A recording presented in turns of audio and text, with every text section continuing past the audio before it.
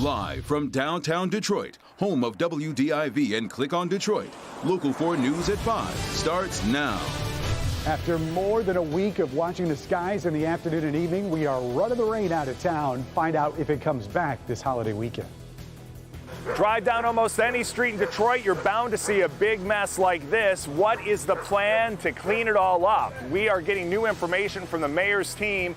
I'm going to have it for you coming up in my Help Me Hank report. Okay, Hank, and Governor Whitmer rolls out a $5 million incentive to get Michiganders to roll up their sleeves and get the shot. Today's announcement of a vaccine sweepstakes aims to give a boost to the vaccination rate, which has been lagging. Right now, 61.8% of Michigan adults have received at least one vaccine dose. That is well short of the 70% goal that is pointing toward what's known as herd immunity. Let's bring in Grant Herms live in Lansing tonight following the governor's announcement today. Grant, everyone who has already got the shot is eligible, correct? That is correct. The eligibility goes all the way back to December 1st of last year. They want to make sure that they catch everybody. Now, Michigan is one of about 13 or so states that have a giveaway, a sweepstakes of this kind. They're hoping it generates a lot of excitement. And so far, hundreds of thousands of people have already registered. A big announcement just before the 4th of July weekend. Michigan becoming one of those states offering a cash prize to those people who want to get vaccinated. Here's how it works. Anyone 18 and up who has gotten or gets one dose of the vaccine can register to win a $1 million prize, a $2 million prize, or enter to win daily prizes of $50,000. All of it starting today. Those ages 12 to 17 can enter to receive one of 9 scholarships worth $55,000. People start losing interest after a while, or they feel like they can't win. This is why it was important for us to do those daily opportunities of $50,000 if you get your first vaccine. Back in May, the governor said state law didn't allow for this kind of giveaway, but this combined $5.5 million is coming from federal COVID relief funds, not state money, which the state says makes all of it above board. Trying to seek if we could get a change to the gaming statute. That was not something the legislature was interested in, so we pursued other vehicles for doing this. Michigan is joining 12 other states, also giving out $1 million prizes, most with striking results. In Ohio, that state raffled off $1 million and saw a vaccination increase of 48%, something the governor is hoping Michigan can do better. I know it's tempting to look at these low COVID numbers we have right now and think this is all behind us, but we still have more work to do. Now, this is the important part right here. You have to register. You're not automatically registered once you get your dose. Those who are already vaccinated can use the first date of their first dose. We've got all the information on how to do that on clickondetroit.com. Grant, we've been talking about it in the newsroom today. How much good do they actually think this could do? Or maybe a better way to put it is there a ceiling that the state thinks there might be on how many people will now get the vaccine? That was the question that I put to the head of the Protect Michigan Commission, and she said that she thinks that the ceiling is about 80%. So they mean like 1 in 5 people aren't going to get vaccinated. But obviously coming up at 6, you'll hear from Dr. Frank McGeorge on just how much good experts think this is going to do. It would be a considerable jump from where we are as you and I talk today, that's for sure. All right, Grant. Let's take a look now at today's COVID numbers. They have been slowly ticking up over the past few days. 228 new cases over the past 24 hours. Also 10 more deaths being reported. The trash from flooding lines the streets in Detroit, and Mayor Duggan says plenty of basements still need to be cleaned out. In an update today, Duggan says city workers are out in the neighborhoods ready to help. Consumer investigator Hank Winchester is following today's briefing as all of Metro Detroit continues to dry out. As you can see, crews are busy. They are working to clean up the mess left behind from the big storms. And today, the mayor is sharing new information about the plan moving forward. Crews are out here today working on this huge problem, picking up your trash. And today, Mayor Mike Duggan on what the city is doing in neighborhoods right now to clean it all up. We will help you. If you're elderly, you're disabled, you can't get the materials out of the basement, we will help you. And a lot of folks have called already, and we've already got them scheduled for help, but we can continue to do this. We've got 60 city employees. We pulled folks off from a lot of other different operations because this is the most pressing issue in the lives of a number of our neighborhoods. The job is big, which is why crews are working longer and harder, and why they want to hear from you, as well as the city, if you have a problem. We've now added 43 more trucks for the rest of this, meaning we've got 71 crews on the street. Fines being suspended, more crews being brought in. This is what the mayor wants you to know. Bring it out at whatever speed you can bring it out. Put it out there and leave it there. Nobody will be ticketed. Just put it there and leave it there, and we will keep coming back over and over and over to get it removed. And tomorrow, starting at 5, I'm in the neighborhoods with DPW crews. I'm going to offer important information to help make this big job a little bit easier. And I'll also show you what's being done right now to go after illegal dumpers in your neighborhood. I'm Hank Winchester. Help me, Hank.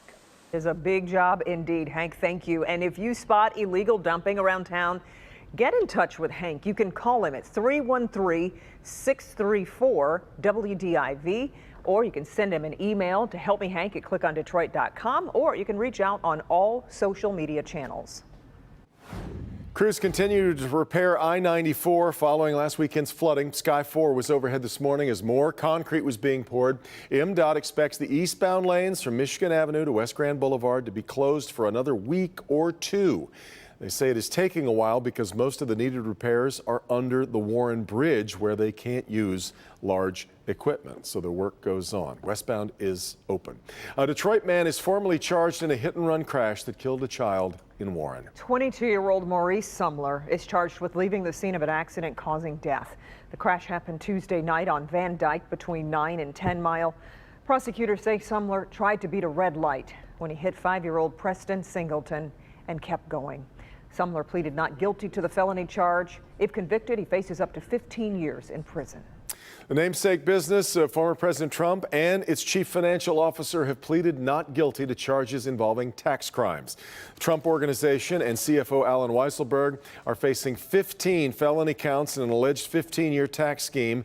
In an indictment unsealed in a Manhattan courtroom, prosecutors say Weisselberg dodged $1.7 million in taxes on benefits, things like cars and apartments. Attorneys for the Trump Organization said the charges are politically motivated. If the name of the company was something else, I don't think these charges would have been brought. In fact, I am fairly certain they would not have been brought if the name was a different name. Former President Trump is not charged individually in the case, but he did issue a statement calling it a witch hunt. New York's Attorney General says the investigation will continue and that her office will follow the facts and law wherever they may lead. Several Eastside Detroit neighborhoods get the okay to resume using their tap water.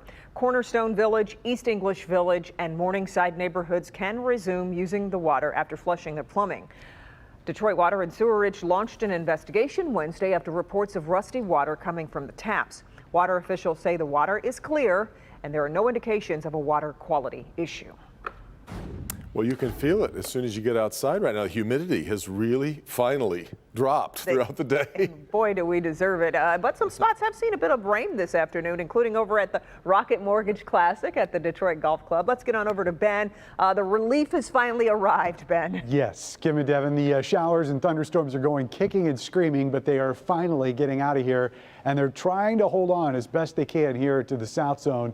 We've been seeing quite a few of these right along the Lake Erie shoreline, but they are moving south. That dry air is chasing them away. We're not anticipating anything strong or severe out of this, and they're not going to last much longer, probably another hour plus, and then we're in the clear. But the trend does show a big change coming as we go through the next few days. Below normal temperatures. How about that as we go into the holiday weekend? And when we finally turn the corner and see a change, the heat and humidity is going to be coming out of the north. So we'll explain exactly what that's all about. But for the rest of tonight, gorgeous 70s and 60s with that low humidity and getting drier. We'll talk about some changes to the forecast and also a recap of June in just a few minutes, guys. Yeah.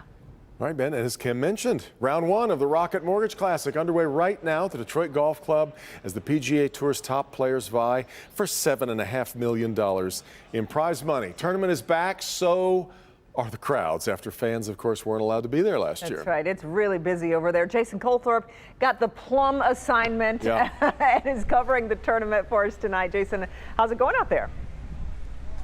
It's great. I did have to dodge a couple raindrops early, but it is fantastic. And like you said, the fans love being back. We're about 50 yards away from the 10th tee, and they are making all kinds of noise. If this is a Thursday crowd, I can't wait to see what they're like on Sunday, that's for sure. And we've had some excitement, some major stories developing out here. I mean, the crowds are certainly following defending champ Bryson DeChambeau, but the big story with that, and we're going to cover this later in sports, but he lost his caddy. They met last night, decided to part ways on the night before the tournament, so they had a bit of a falling out. Again, we'll talk about that a little bit later. Some first-round highlights, though.